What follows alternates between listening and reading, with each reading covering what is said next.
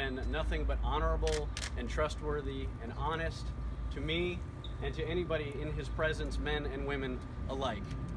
I supervised his staff over the past 4 years, three years or so, and never heard a single complaint by anybody about inappropriate behavior or uncomfortableness. So I just wanted to state that clearly, as Philip has done, and as everybody who knows Judge Moore well will say, that the man is above reproach. And it's why we stand here today, not because he's a man guilty as charged, and we're going to stand by our man anyway, but because we don't believe a word of these lies against him, and we know them to be false. We want not only to see him succeed in the immediate fight ahead of him, but to clear his good name. Over the past several months, the Washington Post, the Republican establishment, and the Democrat Party have waged a three-front war to destroy Judge Roy Moore's character and impeccable reputation. We understand why. Their worldviews could not be more opposite than that of Judge Moore. The press is quick to preserve the benefit of the doubt for liberals like Bill Clinton, Anthony Weiner, Bob Menendez, and Al Franken. However, they're similarly quick to pass judgment on a conservative who has served his state and his country without a hint of moral turpitude, even when allegations are put forth completely out of character with his entire life's record. We're here today to do the job for the press, to ask some questions, to offer some suggestions and some new evidence. The lies and character assassination of Judge Roy Moore ends today.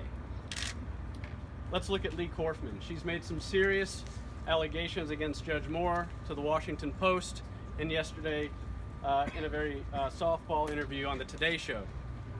We reject them as false, and we continue to maintain that Judge Moore did not know Lee Korfman, nor has he ever known Lee Korfman. But what we find interesting is that her story has been told in only the vaguest of terms without any deeper investigation by the media. Even on the Today Show yesterday, Korfman was not asked to substantiate one detail of her story. So we have done some basic research and offer the following for consideration. Korfman alleges, number one, that she was with her mother at a court hearing in early 1979.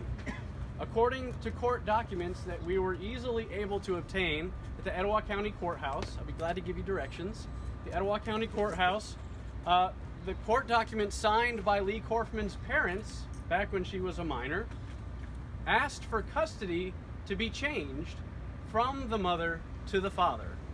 And as best as we can tell, the hearing, if it ever happened, to which Lee Korfman refers took place February 21st of 1979, and on that date, you haven't heard this yet, on that date the judge signed the order where the parents requested that Lee Korfman be transferred from the custody of her mother to her father.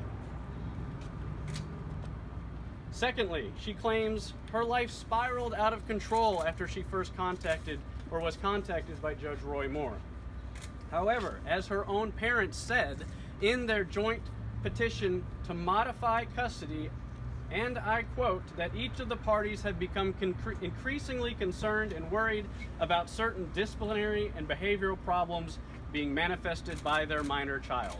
Okay, this was the basis for them asking that custody be changed from Lee Korfman's mother to her father, because the father was better equipped, having been remarried and being of a stronger personality, to deal with the already existing disciplinary problems of Lee Korfman.